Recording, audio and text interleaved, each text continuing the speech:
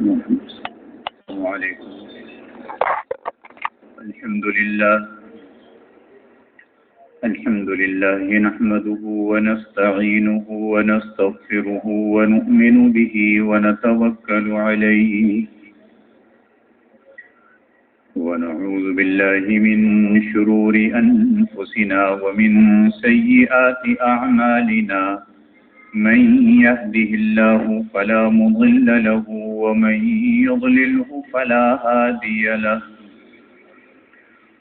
ونشهد أن لا إله إلا الله وحده لا شريك له ونشهد أن سيدنا ونبينا ومولانا محمدا عبده ورسوله صلى الله تعالى عليه وعلى آله وأصحابه وسلم تسليما كثيرا كثيرا.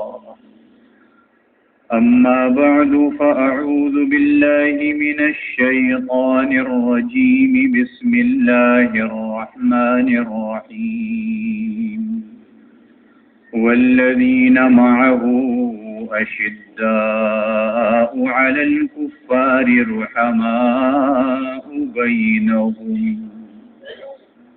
فقد قال رسول الله صلى الله عليه وسلم عليكم بسنتي وسنة الخلفاء الراشدين المهديين أو كما قال صلى الله عليه وسلم. صدق الله. بزرگان محترم اور برادران عزیز،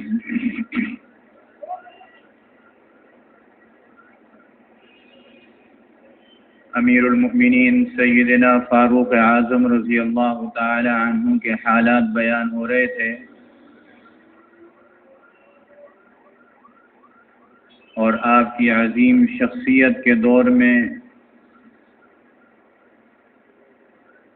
اسلام ملکوں اور شہروں تک پہنچا.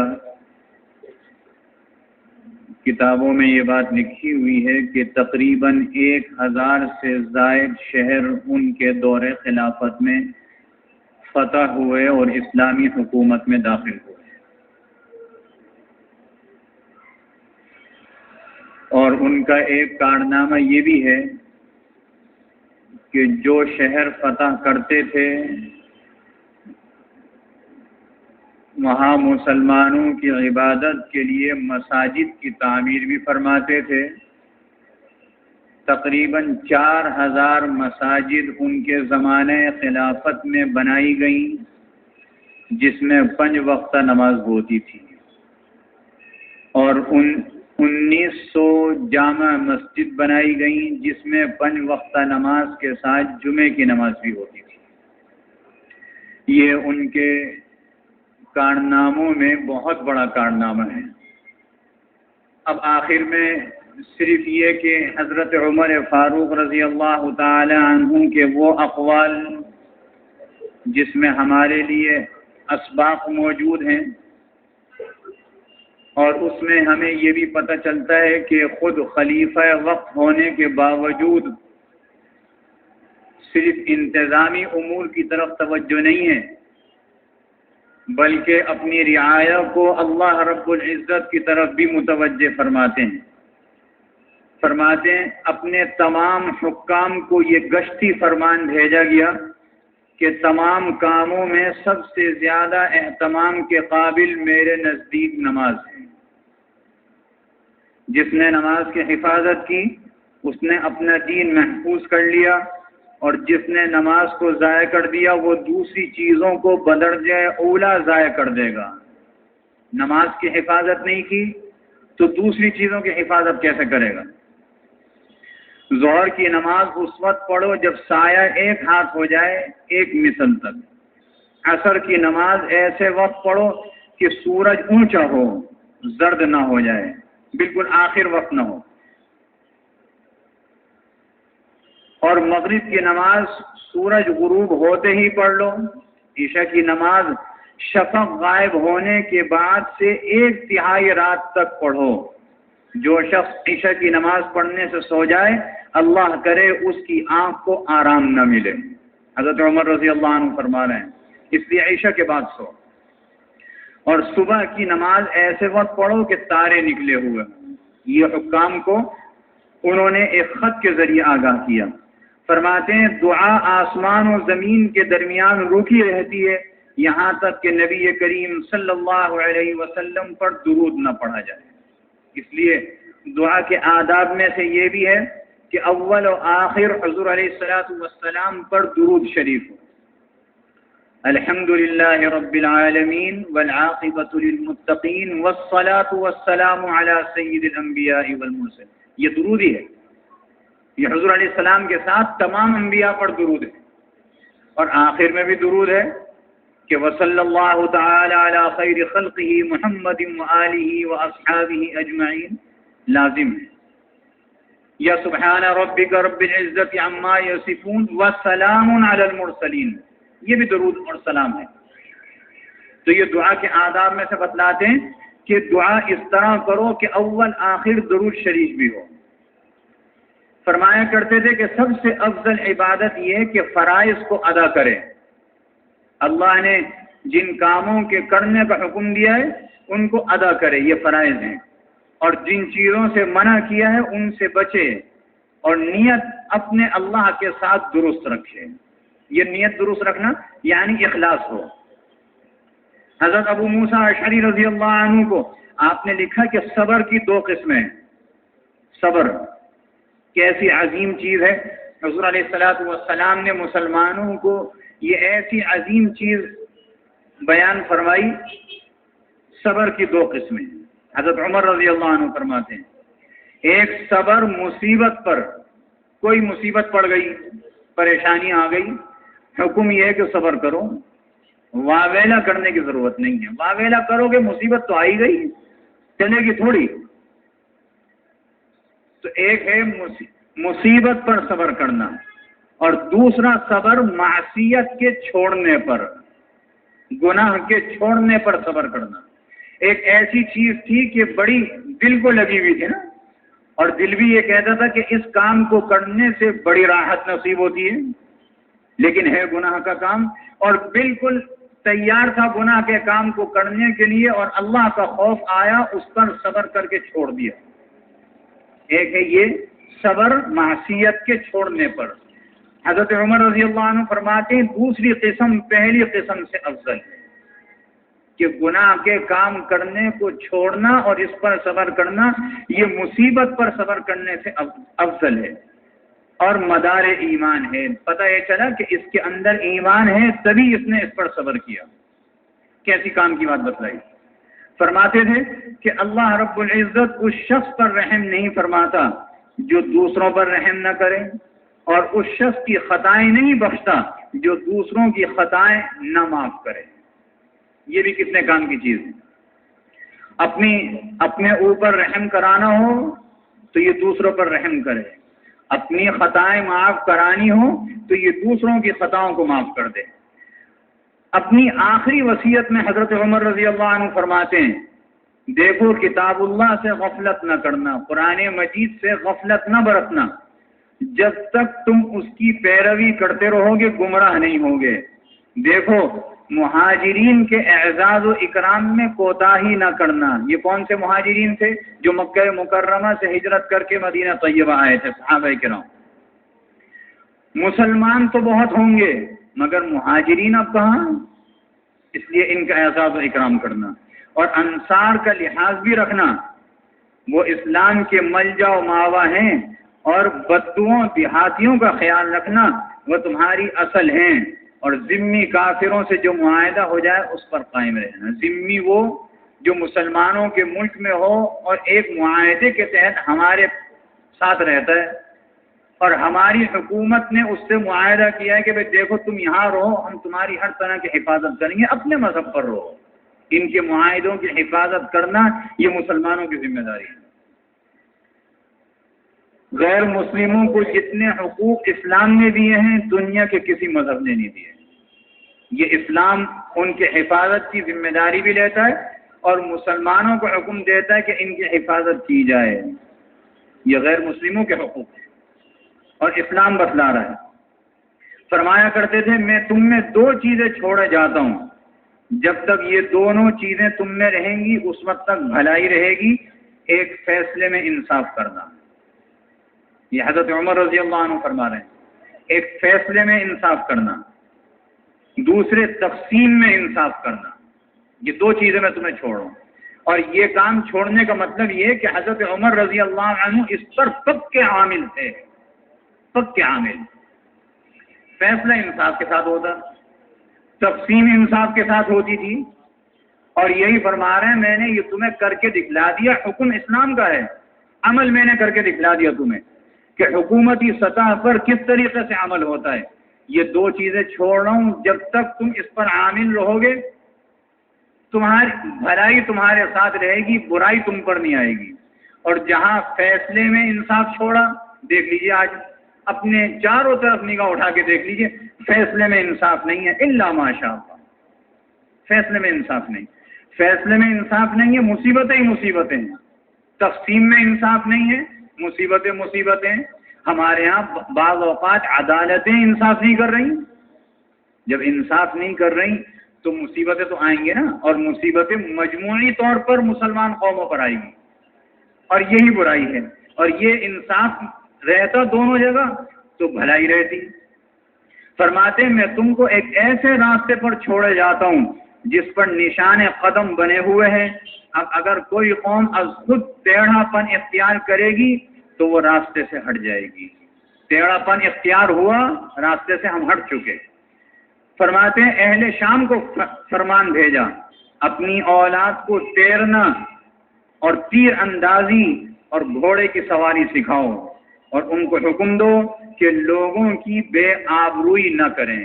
شام فتح ہوا ہے نا آپ کے زمانے خلافت میں، تو وہاں کے لوگوں کو، مسلمانوں کو یہ وصیت لکھ کے بھیجی، یہ نصیحت فرمائی، وصیت نہیں نصیحت فرمائی کہ اپنے بچوں کو تیرنا سکھاؤ، اور دوسری چیز یہ کہ تیر اندازی سکھاؤ، اور تیسری چیز یہ کہ گھوڑے کی سواری سکھاؤ، اور چوتھی چیز یہ کہ ان کو یہ بھی سکھاؤ کہ یہ کسی کی بے آبروئی نہ کریں. ہو سکتا ہے کوئی ایسی بات اس وقت ہو. فرمایا کرتے تھے جو شخص اپنے مقام کو، اپنی جگہ کو تہمت سے علیحدہ نہ رکھے، وہ اپنے بدگمان کرنے والے کو ملامت نہ کرے. اس کو کیا ملامت کرنا، تم نے تو اپنی جگہ کو تہمت سے الگ نہیں رکھا. تو ایسا شخص ملامت کرنے والے کو، بدگمان ہونے والے کو ملامت نہ کرے. جو شخص اپنا راز پوشیدہ رکھے گا اس کا کام اس کے اختیار میں ہوگا. کیسی 52 تولے پاؤ رتی بات فرمائیے. راز اپنا ہے، پوشیدہ ہے، اور اس کے اختیار میں ہوگا اس کا کام. اور جہاں راز کو فاش کر دیا اپنا اختیار ختم ہو گیا. یہ مطلب ہے اس کا. فرمایا کرتے تھے 3 چیزیں تیرے بھائی کے دل میں تیری محبت قائم کر دیں گی. 3 چیزیں تیرے بھائی کے دل میں تیری محبت قائم کر دیں گی. یہاں بھائی سے مراد یہ نہیں ہے کہ نسبی بھائی، مطلب یہ کہ سارے مسلمان یہ بھائی ہیں. وہ 3 چیزیں کیا ہیں؟ نمبر 1، جب ملاقات ہو تو سلام کرنے میں ابتدا کرنا. اور دیکھیے سلام کرنا یہ سنت مؤکدہ ہے، اور سلام کا جواب دینا واجب ہے. واجب کا درجہ سنت مؤکدہ سے زیادہ ہوتا ہے، لیکن یہاں ثواب سنت مؤکدہ میں زیادہ ہے. یہ بڑی عجیب بات ہے. حضرت ابوبکر صدیق رضی اللہ تعالی عنہ اور حضرت علی رضی اللہ تعالی عنہ جب آپس میں ملاقات کرتے ہیں، راستے میں ملتے ہیں، تو حضرت صدیق اکبر رضی اللہ عنہ کا معمول تھا کہ سلام میں پہل کرتے تھے، حضرت علی رضی اللہ عنہ جواب دیا کرتے تھے. ایک دن ایسا ہوا کہ حضرت ابوبکر صدیق رضی اللہ عنہ نے ان سے ملاقات کی تو سلام میں پہل نہیں کی، حضرت علی رضی اللہ عنہ نے سلام کیا. اوہو، عجیب بات ہو گئی. لوگوں نے دیکھا انہوں نے کہا شاید دونوں میں ناچاقی ہے، نا اتفاقی ہے. حضور اقدس صلی اللہ علیہ وسلم کی خدمت میں معاملہ چلا گیا کہ آج تک معمول یہ تھا کہ یہ بزرگ انہیں سلام کرتے تھے، وہ جواب دیتے تھے، اور آج ہم نے دیکھا کہ انہوں نے ان بزرگ کو سلام کرا، انہوں نے جواب دیا۔ کہیں ایسا تو نہیں ہے کہ دلوں میں نا اتفاقی آ گئی ہو؟ دونوں بلائے گئے، پوچھا حضرت ابو بکر صدیق رضی اللہ عنہ سے، یہ ہے سننے کی بات، سنت مؤکدہ ہے نا سلام، جواب دینا واجب۔ حضرت ابو بکر صدیق رضی اللہ عنہ نے عرض کیا، یا رسول اللہ صلی اللہ علیہ وسلم، کوئی ناچاقی نہیں ہے، کوئی ناراضگی نہیں ہے، یہ آپ کے سامنے موجود ہیں، پوچھ لیجئے، کوئی ناراضگی نہیں۔ لیکن بات یہ ہے کہ جب میں سلام کیا کرتا تھا تو انوار و برکات کی بارش اپنے اوپر دیکھتا تھا۔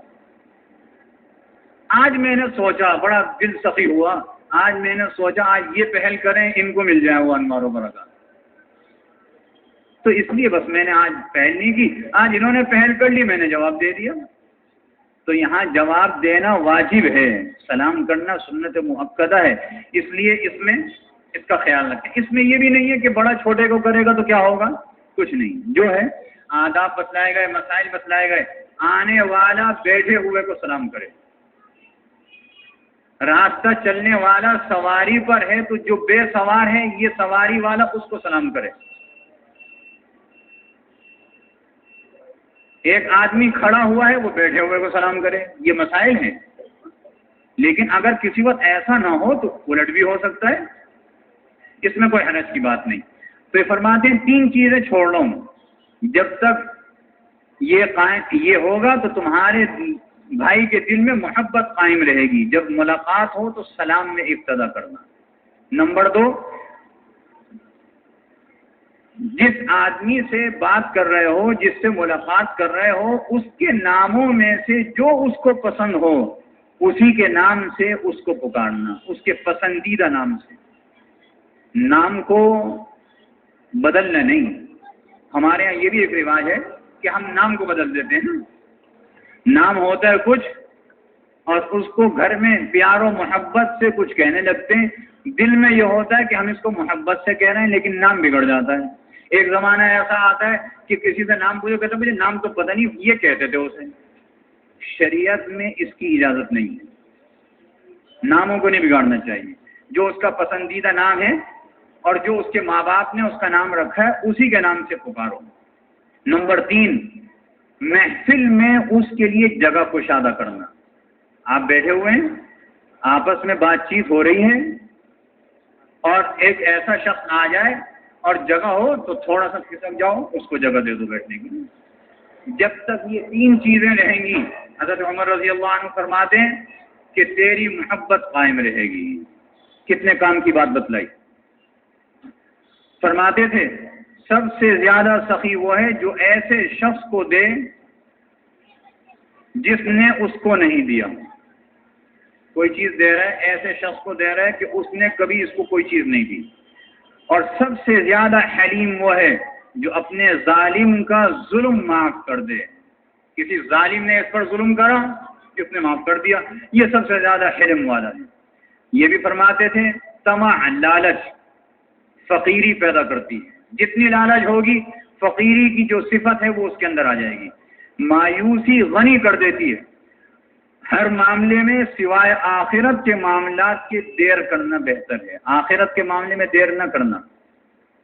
فرمایا کرتے تھے کہ جب کوئی بندہ اللہ کے لیے تواضع اختیار کرتا ہے تو اللہ تعالیٰ اس کی حکمت کو بلند کر دیتا ہے۔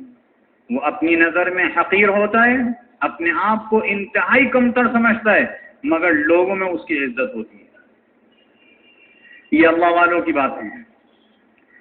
فرمایا کرتے تھے زنا کی کثرت سے زمین میں زلزلہ آ جاتا ہے اور حکام کے ظلم سے قحط پڑتا ہے۔ یہ دونوں چیزیں آج موجود ہیں، اللہ ہم سب کی حفاظت فرمائے۔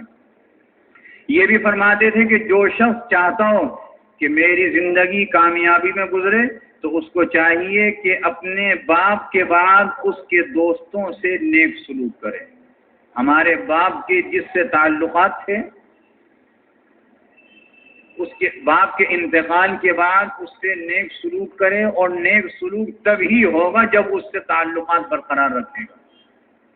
یہ اسلام نے ہمیں یہ تعلیم دی ہے کہ ماں باپ کے تعلقات جن سے ہوں، جس سے ہوں، ان کے انتقال کے بعد اولاد کی ذمہ داری ہے ان سے تعلقات برقرار رکھیں